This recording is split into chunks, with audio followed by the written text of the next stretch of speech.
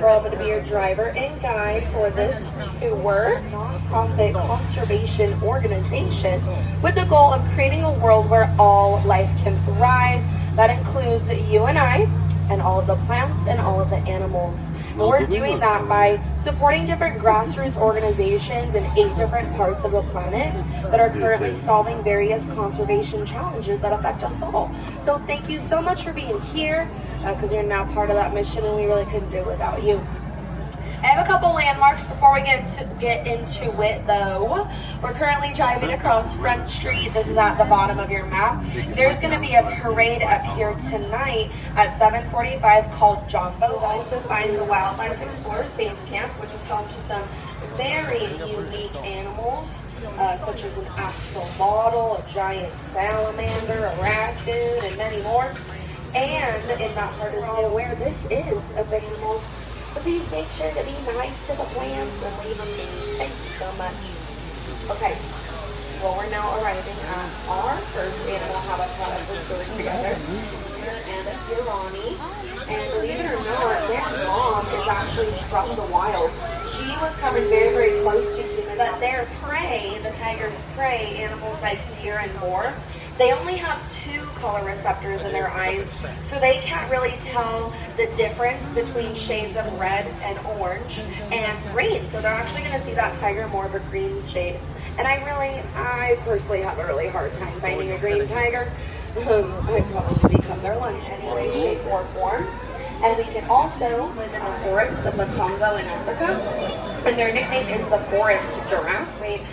Those are poppies that in the species survival plan, I mentioned that to you over by tigers. But the species survival plan is essentially extinction. It's ensuring genetic diversity for that species, and it's offering potential opportunities for reintroduction to the wild. So that really is the beauty of the FRC.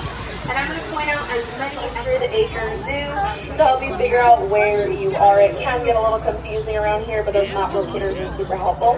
But if you were to go to the right of that sign that we just passed, kind of along the road that's behind us now, you would find the Panda Ridge, everybody. That's one of the multiple ways to get down there.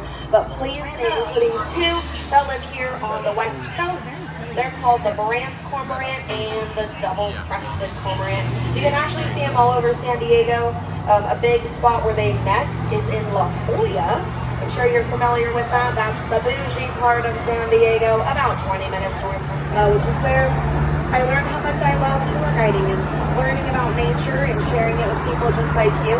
But I also discovered that male cormorants are truly setting the golden standard of bathing at this clearing. Male cormorants are very loyal to the girls. When they find a female that they can have a healthy chick with, they're going to stick with her for the rest of the going to poop on it. And what that is telling the gentleman is, yes, I would love to build a nest with you this year. And then they use poo-covered seaweed to begin the foundation of their nest together. Right there at the top, again, it's blue. It's where the polar forest is located. There's some antelope on our right-hand side. I'm going to quickly drive by the polar bear habitat, 3 months old, and they only weigh about 17 pounds or so. We do have a beautiful Visayan warty pig car right in the cave. Oh, I think she's just so cute. There's another one sleeping. Yes, they are called a warty pig, but we only have their girls here, so you can't really tell why they're called a warty pig. But it looks a little dirty. That's because there's mud in the habitat, so it's dirty. Yes, oh my gosh. Wow, he's eating some carrots. These animals that live here. But there's a lot of ways to save energy. Any way you do that is awesome. But my personal favorite way is to buy secondhand. Friends, it takes energy to produce something that already exists. So a shout out to my thrusters and my yard sailors. We are saving energy on this planet. Thank you so much. Now behind us, we did just drive by the Weckl. Be sure to think about where you want to end up. And then to the right, we do have the 4D Theater. This is an additional cost. How are you? She's sleepy. Her name is Nandiri. She's a jaguar right there. Jaguar. Now jaguars, they have been around, obviously, for a long time of being a skull crusher. Now that's very intense. But that is because the jaguar's bite force is over 1,000 pounds per square inch, which means they can crush the bone. It's pretty crazy. Now that bite force is stronger than the lion. Please don't tell them that I told you that because they're really prideful about it. But she's as strong as beautiful baby. Now way in the distance to our right through the trees is an elephant 1,000 years ago, which is pretty iconic. And they're all known for that trunk. You know that trunk. That trunk has about 40,000 individual muscles in it, strong enough to bench 700 pounds, but also can be delicate enough to pick up a single leaf. It's really nature's ultimate multi-tool. Not seeing a good angle over here, so we're going to keep chugging. They do have 5 outdoor areas where the elephants can be in at any time. So sometimes we can't find them, despite how big they are. But we once did a study with them. That's where elephants come for things like pedicures, weigh-ins, checkups, dentist appointments, all of that good stuff. And I do see an elephant foodie way over there in the distance past the fence that we know of. We know that they use body language. And scientists were able to confirm last year in June that they have names for each other. They figured this out with AI. They always thought that they probably used names, they just couldn't confirm it yet. But they had AI data to analyze all their calls. And they found out, yeah, they got specific calls for specific members of the herd, just like us. So now poaching, and the fact that they're dealing with that. Elephant poaching happens because they like their tusks. Does anyone know what elephant tusks actually are?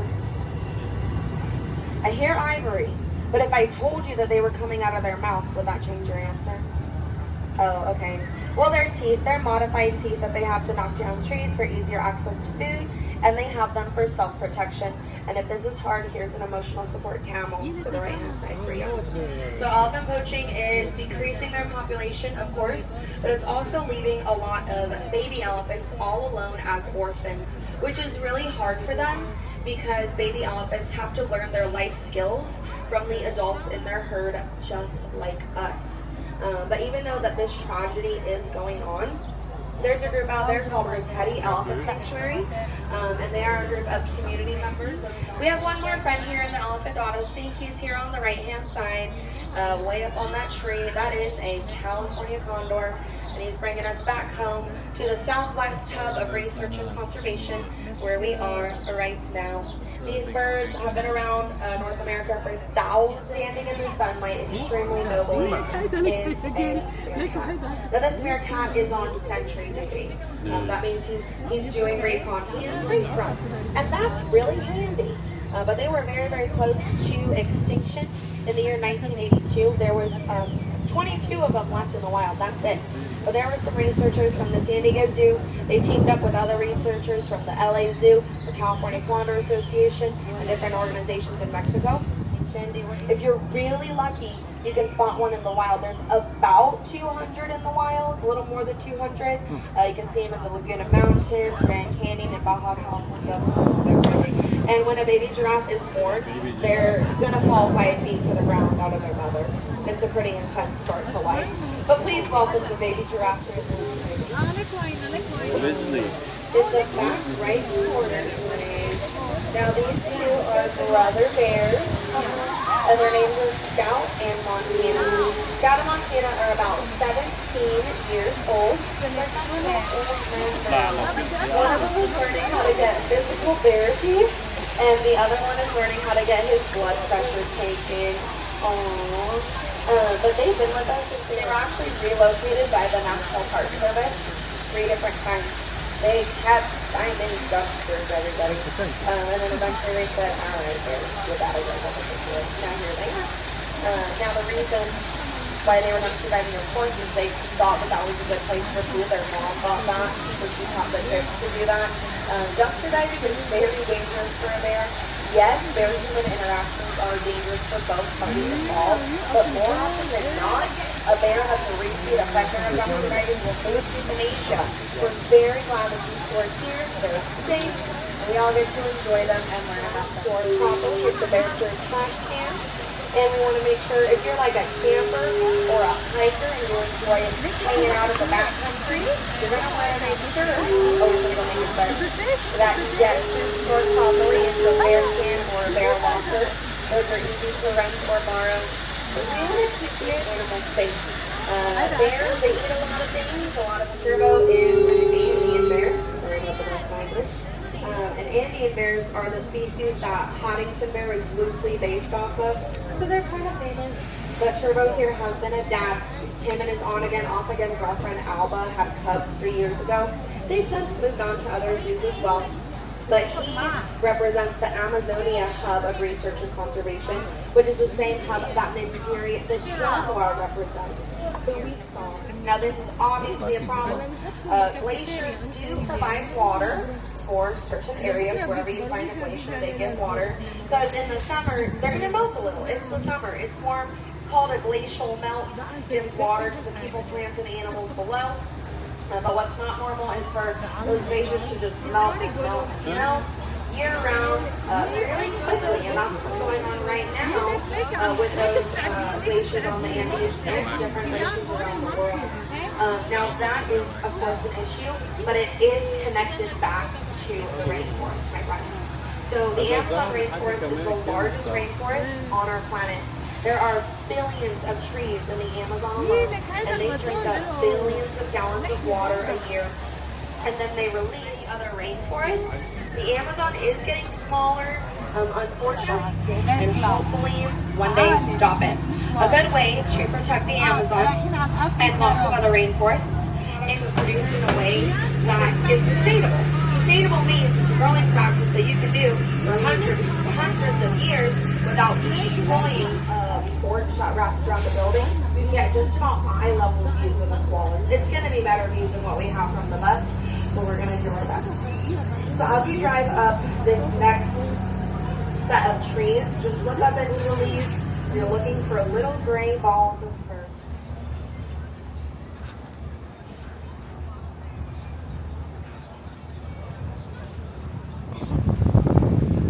We're getting ready for Dumbo Junior puppets. The puppeteers.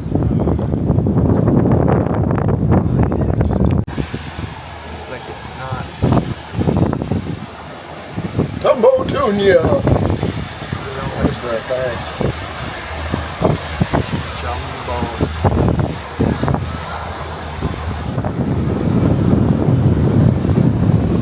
It's ready. It's ready to take over.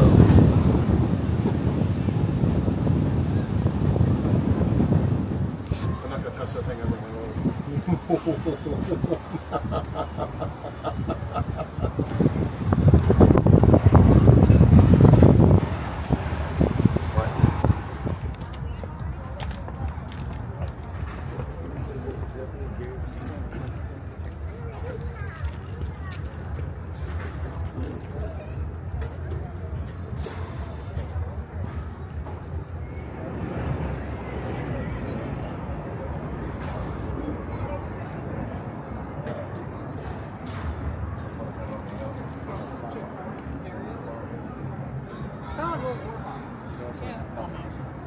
Warhawk.